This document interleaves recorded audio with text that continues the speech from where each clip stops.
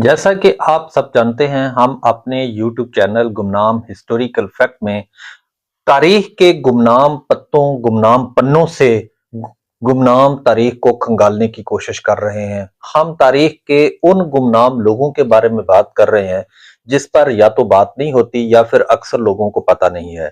जी हाँ, हम अपने पिछले एपिसोड के अंदर जैसा कि बता रहे थे कि मुगलिया सल्तनत के अंदर जलालुद्दीन अकबर थे कौन, कैसे थे, उनकी इस्लाहात क्या थी।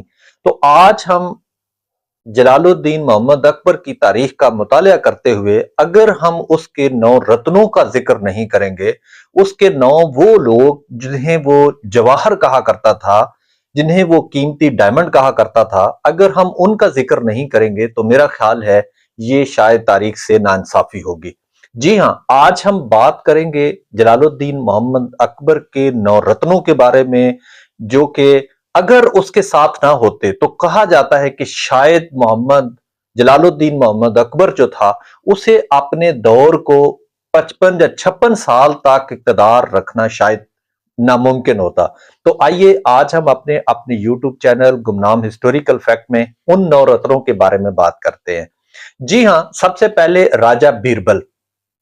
राजा बीरबल, जिसका असल नाम महेश दास था, वो कालपी, जिसे आजकल यूपी कहा जाता है इंडिया में, इस इलाके से उसका तल्लक था। मजहबन तो वो हिंदू था, लेकिन खानदान ब्राह्मण से तल्लक रखता था।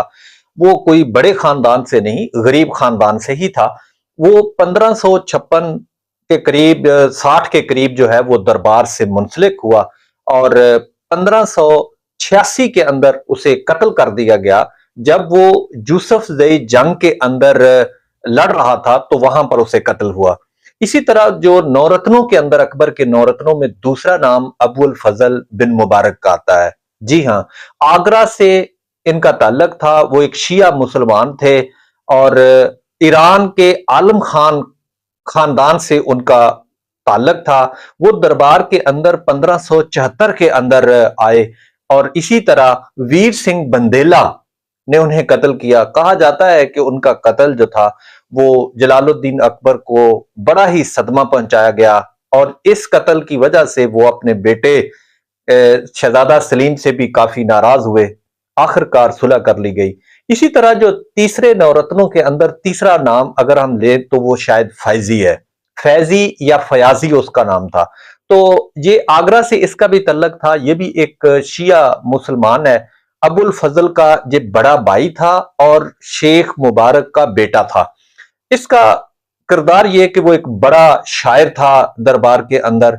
1570 के अंदर उसकी जो है वो मौत हो जाती है।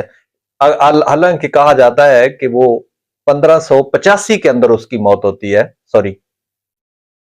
इसके साथ जो चौथा नाम आता है मियां थनेसर का, या जिसे हम बड़े मशहूर नाम तानसीन से पुकारा जाता है, ये सब नाम अकबर ने दिए हुए हैं। तो तानसीन जो था, ये इसका तल्लक ग्वालियर से था और ये हिंदू मजहब से ताल्लुक रखता था। राग का बड़ा माहिर था, अच्छा गुलूकार था।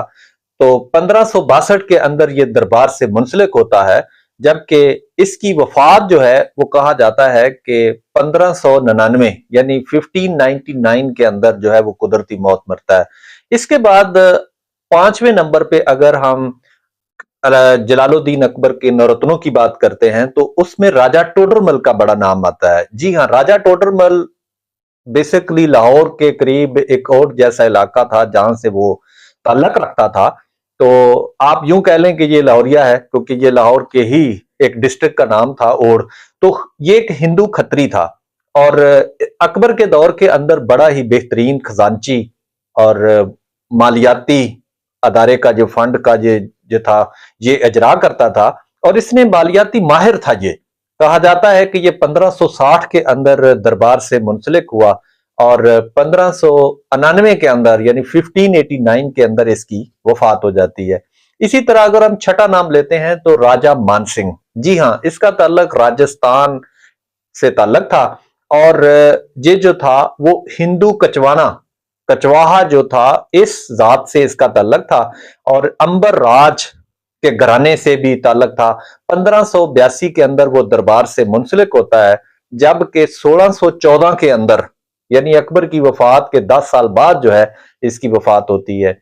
इसी तरह अगर हम 7वें नंबर पे नौरत्नों में बात करते हैं तो अब्दुल रहीम खाने खाना का नाम बड़ा अहम है। जी हाँ, ये अब्दुल रहीम खाने खाना जो है वो असल में बैरम खान का बेटा था, और बैरम खान आपको पता है कि ये जलालुद्दीन मोहम्मद अकबर का उस्ताद था। ये दिल्ली से ताल्लुक रखता है, और या आप जो कह लें कि लखनऊ से इसका ताल्लुक था। ये भी एक शिया मुसलमान था, और 1575 से यानी पैदाइश से ही इसका जो अरसे के बाद जो है इसे दरबार से मुंसलिक था। आखिरकार ये 1627 के अंदर जो है इसकी वफात होती है। इसके बाद अगर हम 8वें नंबर पर नाम लेते हैं नौरत्नों के अंदर, तो फतेह उल्ले शराजी।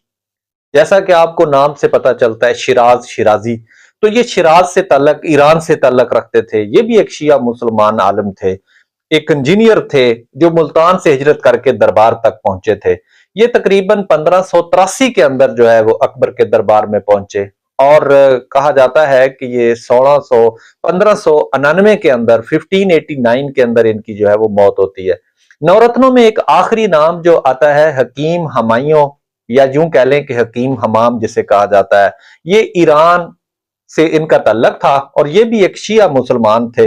इनका तबीब और हिकमत के अंदर बड़ा नाम आता है। ये 1570 के अंदर जलालुद्दीन अकबर के दरबार में हाजिर हुए, और 1595 25 साल तक ये दरबार के अंदर ही दरबारी बनकर रहे।